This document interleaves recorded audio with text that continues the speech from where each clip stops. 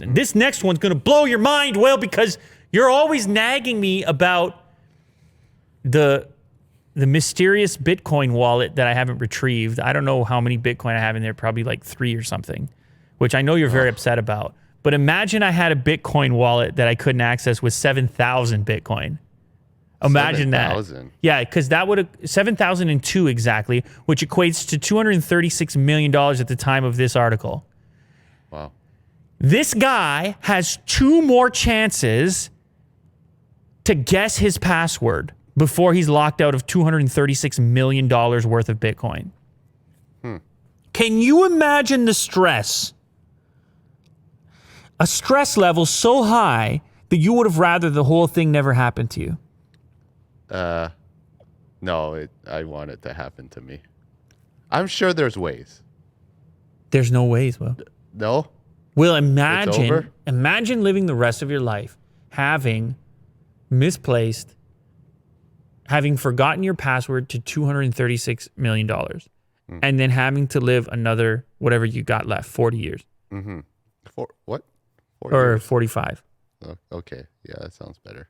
Well, the average age is 80, right? Maybe a little bit above, plus minus. Are you upset about that, by the way? Jeez. 4 years. Relax. You realize how old you are, right?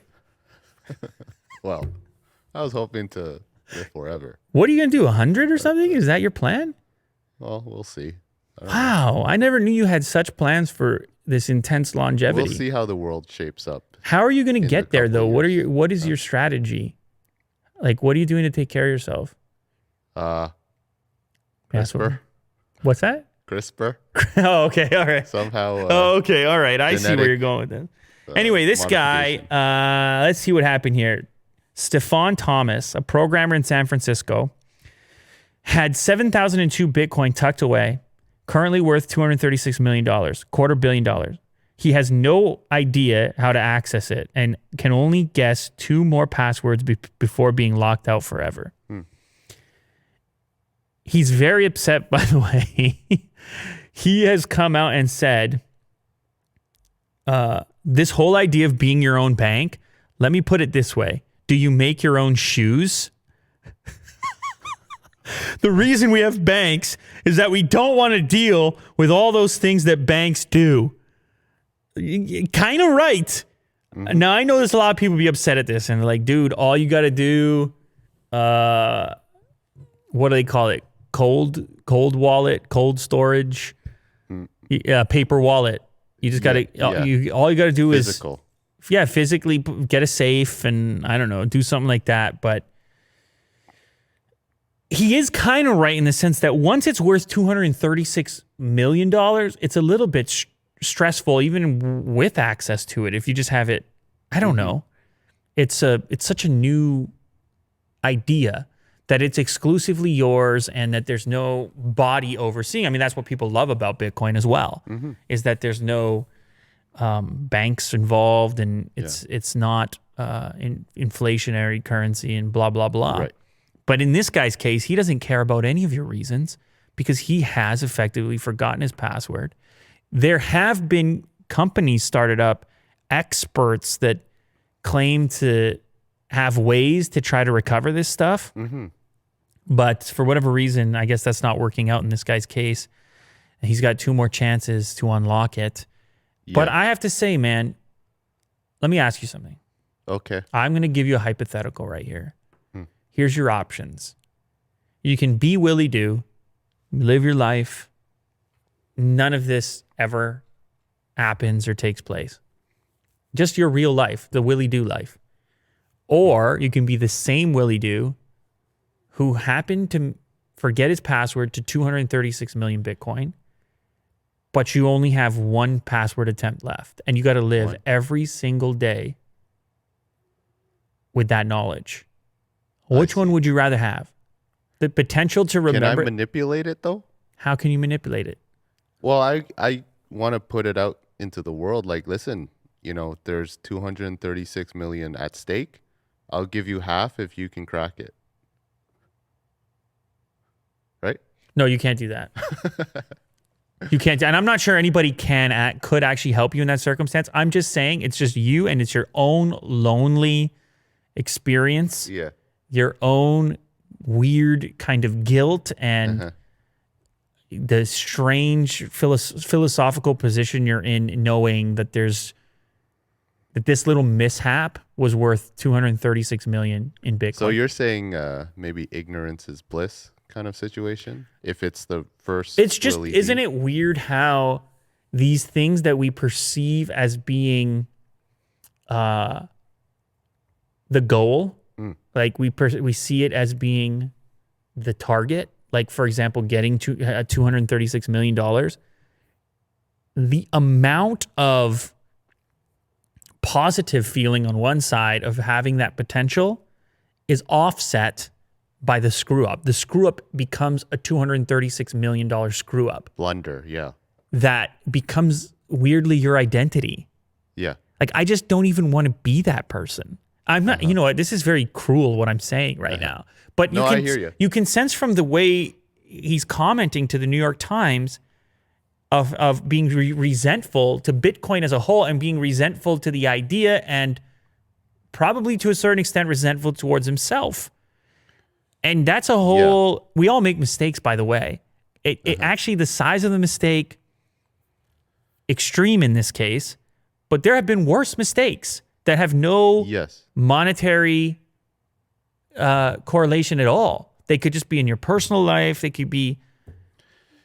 The point that I'm trying to make is, do you want one shot, one password shot, one forgotten long string password shot at $236 million, which you're likely to fail and never see again, and it's your fault, or no shot at all, and it never happened? I would take the shot. Damn. But if I do and it fails, I mean, that's on me. Well, keep in mind, in this scenario, I wouldn't feel too in bad this about scenario, you're the guy who misplaced the password to begin with. Yeah. Yeah. So you're saying that I would have to live with the blunder. I'm actually surprised that it doesn't affect you Could be more. interpreted many ways. It could be a lot worse. Like, if you have family members, that's just like, hey, man, like, you could have remembered your password, and there's a certain guilt associated with that too. Well, that's what I'm talking about. I'm saying you are the 236 million Bitcoin misplacer. Like, that's you're that guy. You entered the room as that person, no matter what else you say. Your claim to fame is screwing up. Well, no, I'm not. Dude, I'm not. Yeah, I think it would honestly affect the way. And by the way, I don't necessarily believe this, and I wouldn't do that to somebody either. Yeah. Because we all make mistakes. Like, that's living life is making mistakes. But what I'm trying to say is, you can't. You know, people's perceptions, they just go for the headline. They just go for the quickest judgment possible. And when you enter the space and people talk about you and they say, oh, you know the story about him, like, he misplaced 236 million Bitcoin, and now he's working at Starbucks. Is that how it goes? No, I don't know you know what I'm saying though? But if it's, you're saying in my scenario, working at Unbox Therapy, I mean, no, you're not working here in that scenario. I'm just fired. Yeah, it's in your resume. You're dear. once had 236 million in Bitcoin and forgot the password. I'm like, get out of here. Okay, well, if that's the case, then I would choose. No, honestly, I don't choice. believe that whatsoever. I'm all for the moving on beyond past mistakes and not having any one mistake completely define an individual. That's the side of it that I'm on. Right, yeah. Just to be clear on that. I'm just saying, I think if I was granted the option of this weird, like, one password attempt, which I definitely don't know, or just never having done any of it in the first place, I would take never having done any of it in the first place. Really? Yeah. You wouldn't want to be along for the ride, just like being an early investor and then just, I seeing hate this that thing story. I just skyrocket? hate the story. Okay. Well, I misplaced 3 Bitcoin, and it seems sort of upsetting. Do you know what I'm saying? Yes. Well, I'm upset. Do you see what I mean? Like, you brought it As up well as how many everyone here. times? Now imagine if I misplaced 236 million. Well, it's still a story that I know, but point- eventually, as the person, Like, it becomes torture to you for everyone to say, "Cool story." possibly, but it's also how you spin it too. You can interpret it in many different ways. It could be very negative, but at this point, you can just say, "Hey, It's look, a horror story. It is no. It's some kind of Black Mirror thing. It's terrifying. It is terrifying. The ridicule is terrifying to human beings. The potential for ridicule is because it comes alongside with isolation and yeah, It's- we don't know how it really feels to have 236 million kind of on hold that is potentially yours. We should try to get a hold of this guy and have a talk with him and see what his Have him on- headspace is at. all right, okay. Well, shout out to him. I don't let it define you. I mean, we all do. No. We all do weird stuff. And actually, you know what? You're right, Will. Spin it.